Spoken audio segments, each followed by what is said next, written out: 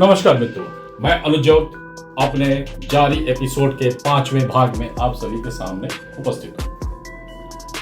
मेरा जो विषय वस्तु है वो है भारत के अंदर वर्तमान में निवास करने वाली मुस्लिम आबादी पैगंबर साहब और पवित्र कुरान के अनुकूल वास करती है या इस्लामिक शास्त्रों के विचारधारा के अनुकूल उनका रहन सहन या उनका सोच है।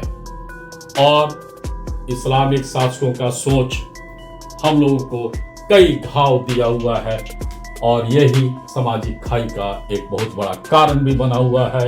और राजनीति ने भी इसमें नमक मिर्च लगाकर समाज में खाई के निर्माण को, खाई के लंबाई चौड़ाई को, गहराई को काफ़ी हद तक बढ़ाया है।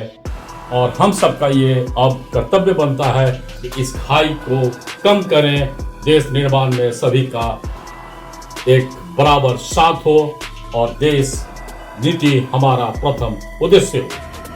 मेरे चैनल को लाइक, सब्सक्राइब और शेयर जरूर करते रहें ताकि इस सीरीज को मैं कंप्लीट कर सकूं और एक सही जानकारी समाज के सामने देने की कोशिश जो है वो सही अंजाम तक पहुंच सके। मैं जल्दी से अपने भाग 5 के मुख्य बिंदुओं पर आ जाता हूं। आजादी के बाद भारत में जो भी मुस्लिम आबादी रह गई वे सभी सनातनी जड़ और संस्कृति से प्रभावित थे। पूर्व के ही कई व्यवसाय सनातनी आस्था केंद्र के आसपास था या है भी या आगे चलकर होगा भी। मिला जुला व्यापार था।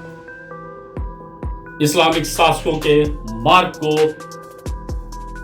भारत में निवास करने वाली मुस्लिम आबादी ने शायद आत्मसात कर लिया और शायद पैगंबर साहब के मुसल्लम ईमान के आदर्श को कई मौकों पर छोड़ दिया। इसी का फायदा आजादी के वक्त स्वार्थी नेताओं ने लिया और एक विध्वंसक आजादी हम सबको तोहफे में मिली। मैं विध्वंसक आजादी इसलिए बोल रहा हूं कि इसका कई जीता जागता प्रमाण आज भी मौजूद है और उस समय के भी कई प्रमाण आज चारों तरफ बिखरे पड़े हैं। सिनेमा घरों में, टीवी सीरियल में, किताबों में, इतिहास में। यह इसलिए ये आजादी को आजादी नहीं बोला जा सकता है, इसको विध्वंसक आजादी बोलना उचित होगा। सभी को लगा आजादी मिल गई, पर आजादी के बाद अघोषित राजतंत्र मंशा ने देश से सच को छुपाया, देश को धर्म के नाम पर बंटवारा कर दिया। सनातनी संस्कृति को पुनर्जीवित करने से इस्लामिक शासकों के क्रूरता का इतिहास खुल जाता और शायद जनता में मेल मिलाप संस्कृति के नाम पर होने लगता। इसको उस अघोषित राजतंत्र ने नहीं होने दिया।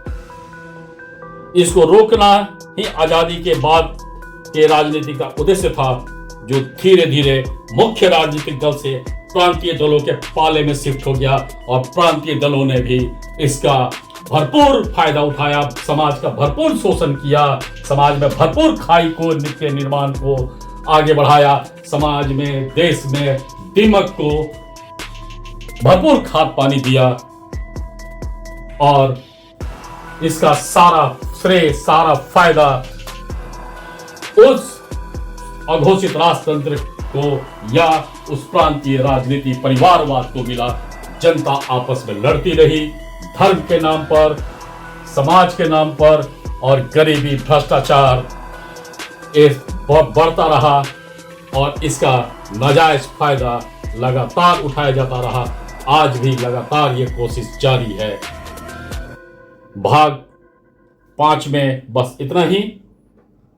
आप लगातार बने रहिए ताकि भाग 6 में और मैं आगे की जानकारी आप सभी को दे सकूं और हम सभी देश निर्माण में एक साथ आकर उस स्वार्थी राजनीति के उद्देश्य को, मंशा को खत्म करवा सकें।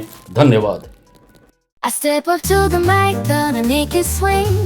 Feel the rhythm in your bones, let the music sing. Got that poppin' beat, gonna make you move. dancing on the floor in the swinging groove.